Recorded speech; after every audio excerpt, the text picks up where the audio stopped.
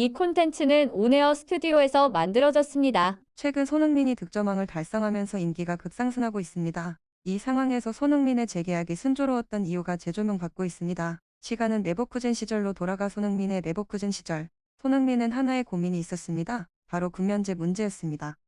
손흥민은 레버쿠젠에게 대표팀 차출을 요청했으나 돌아오는 대답은 노였습니다. 당시 레버쿠젠은 중요한 길목에 서 있었습니다. 그렇기에 손흥민이 떠나게 되면 큰 손해를 볼 것이 뻔했죠. 결국 손흥민은 대표팀이 2014 아시안게임에서 금메달을 차지하는 영광을 지켜만 봐야 했습니다. 결국 손흥민은 군면제를 해결하지 못한 채 2015년 토트넘으로 이적하게 됩니다. 토트넘에 이적하고 1년 뒤 리우올림픽이 개최하게 됩니다. 이 대회에서 메달을 차지해야 손흥민은 군 면제를 확정 지을 수 있었습니다.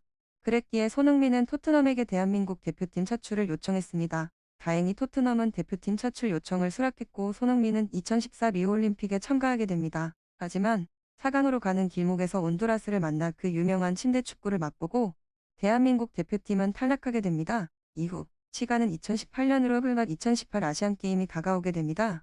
이 대회에서도 군면제 혜택을 얻지 못한다면 손흥민은 군입대를 바라봐야 하는 상황이었는데요. 그랬기에 손흥민은 간절한 마음으로 토트넘에게 대표팀 차출을 요청합니다. 토트넘은 차출을 허락하는 대신 재계약 조건을 내세웠습니다. 자칫 손흥민이 군입대를 하게 된다면 토트넘 입장에선 큰 손해를 봐야 했습니다. 그럼에도 토트넘은 손흥민을 믿고 재계약 요청을 한 것입니다. 이에 감동한 손흥민은 2023년까지의 새로운 계약을 맺고 대표팀으로 차출됩니다. 2018 아시안게임에서 황의조의 맹활약으로 금메달을 차지한 손흥민은 군면제 혜택을 받고 기분 좋게 토트넘으로 돌아오게 됩니다. 이후 시간이 흘러 21-22 EPL 시즌이 시작되고 토트넘은 절망에 빠집니다. 바로 팀의 주축인 해리케인이 팀 훈련에 무단으로 불참하고 휴가를 떠난 것인데요. 이러한 상황으로 시즌을 맞이한 토트넘은 누누 감독의 실패로 부진을 겪게 됩니다.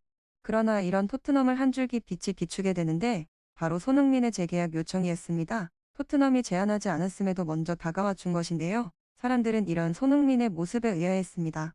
레버쿠젠 시절 손흥민은 군면제를 눈앞에 두고 레버쿠젠의 대표팀 차출 거부를 이유로 군면제와 멀어지게 됐었습니다. 하지만 토트넘은 대표팀 차출 요청을 흔쾌히 받아들이며 손흥민에 대한 대우를 확실히 했습니다. 이러한 토트넘의 대우에 감동한 손흥민은 부진에 빠져있는 토트넘에 먼저 손을 내밀며 토트넘이 큰 힘이 되어주었습니다. 그 결과 손흥민은 리그 23골로 리그 득점왕 자리에 오르며 세계를 한 번 더 놀라게 했습니다. 이런 손흥민을 토트넘도 최고 대우를 보장해주며 서로 도움을 주는 상황이 되었습니다.